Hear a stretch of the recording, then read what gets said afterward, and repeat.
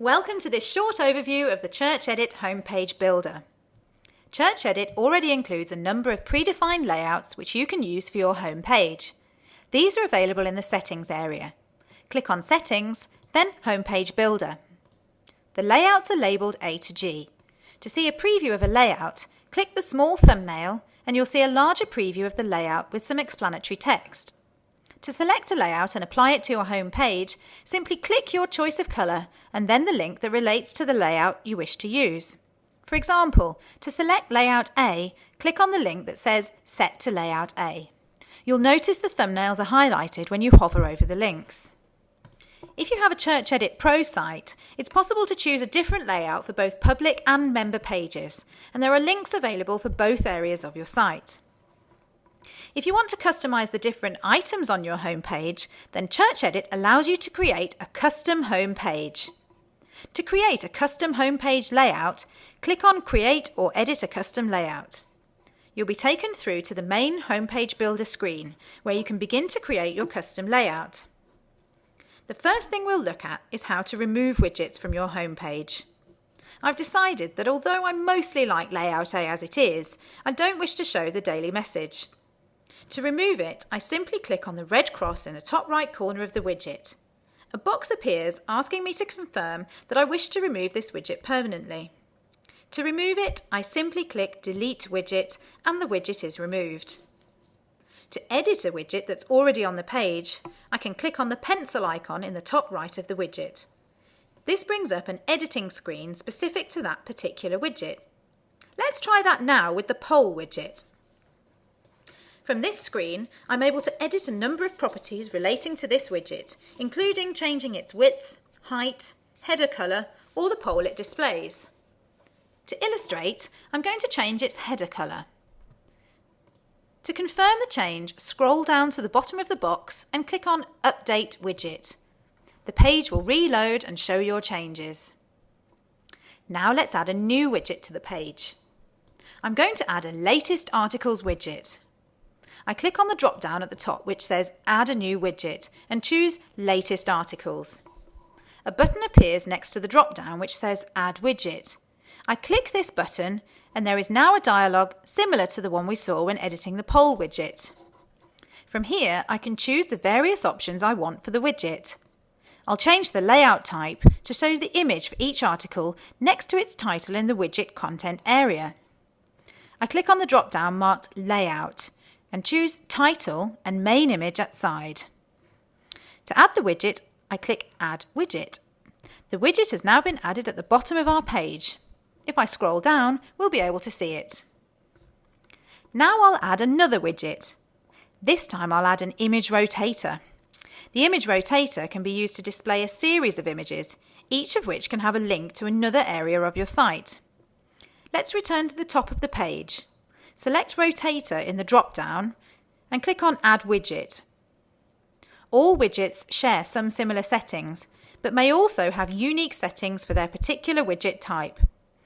I'm going to set this widget to have auto height, meaning the rotator will be the same height as the tallest image, and set it to be 3 columns wide. I'm also going to change a few of the other settings here.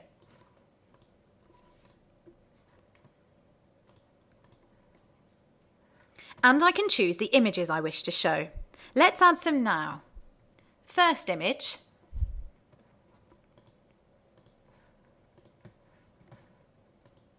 Second image.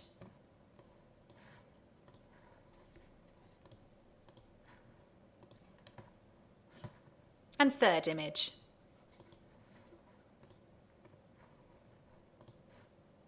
When I'm done, I click on Add Widget and the widget appears at the bottom of the page as before. I'd like to rearrange my page so that the image rotator appears at the top. I scroll down to the bottom, left click on the header, keep the mouse held down and start to drag the widget. The widget becomes slightly transparent so that I can see through to the page below as I drag. As I drag the widget to different areas of the page, the yellow helper boxes will appear to show the places where the widget can be dropped. As the widget is moved, the other widgets automatically rearrange themselves. Let's drag the widget all the way to the top. The page will scroll along with the widget so that we can get it to the correct location. When the yellow helper area shows in the place I wish to drop the widget, I can let go of the mouse button. When I drop the widget, its new position is automatically saved. I'm going to change the width of the content from 2 columns to 3.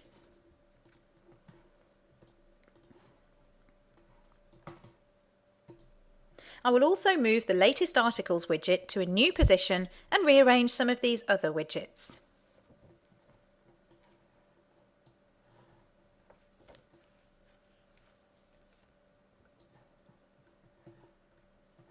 I'm also going to change the header and background colours of some of the widgets.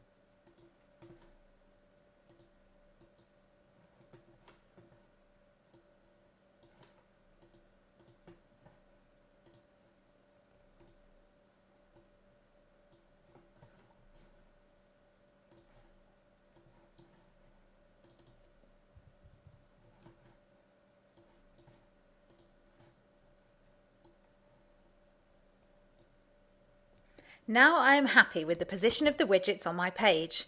I can preview how it will look within the context of my site design. To do this, I scroll to the top and click on the Preview button. A preview of my home page appears in a new window or tab, showing my new home page exactly as it will appear. I'm happy with how my page looks in the preview, so I'm now ready to publish the page.